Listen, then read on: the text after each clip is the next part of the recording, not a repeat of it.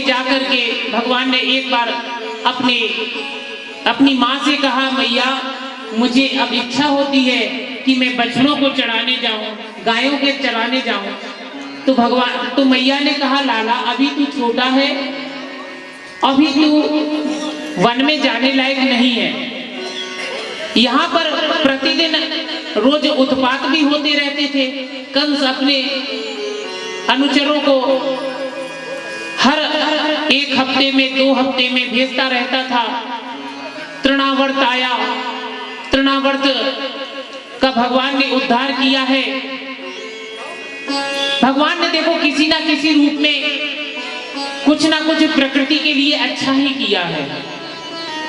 प्रकृति को उन्होंने इस बहाने साफ भी किया है, प्रदूषण भी साफ किया है। जो तृणावर्त था वो वायु के रूप में आया था और आकर के एक बार माता यशोदा जब कन्हैया को एक छकड़े के नीचे लिटा करके झूला में और काम करने लगी, उसी समय तृणावर्त नाम का जो भेजा हुआ कंस का दैत्य था, उसने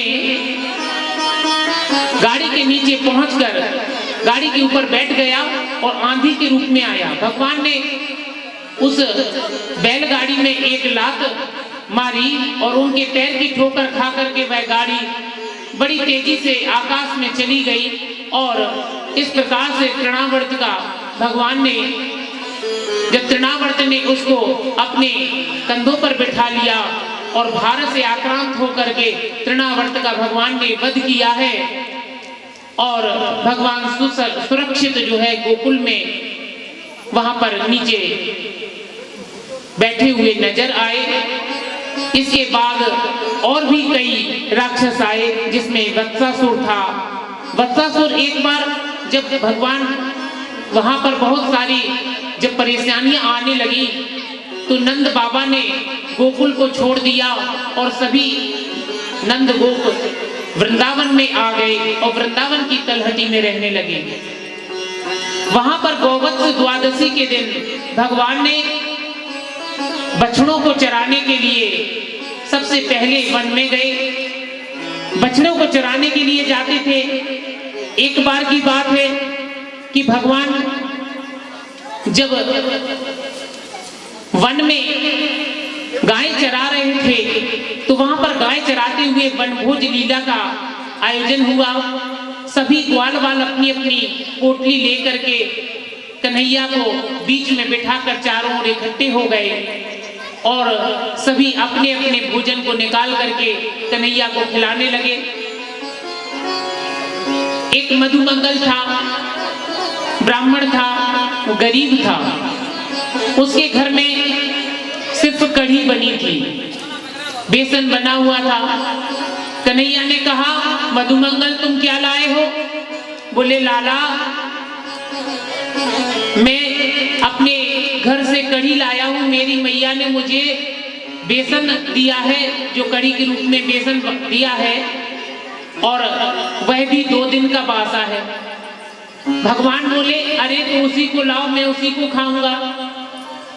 मधुमंगल चूंकि सोच रहा था कि ये तो भगवान है और कन्हैया है, क्योंकि भगवान गोकुल में मुखिया के लड़के थे, नंद बाबा गांव के मुखिया थे।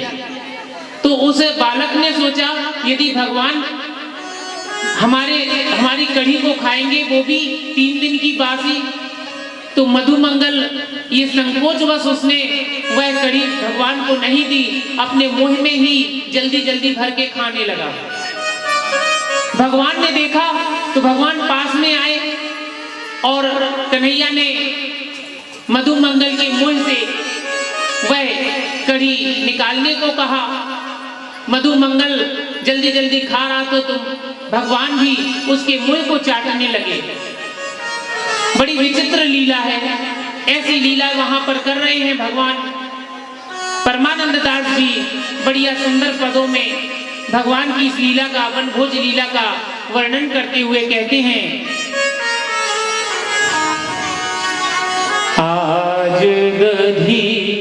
आज दधी मीठो मदनी गोपाल,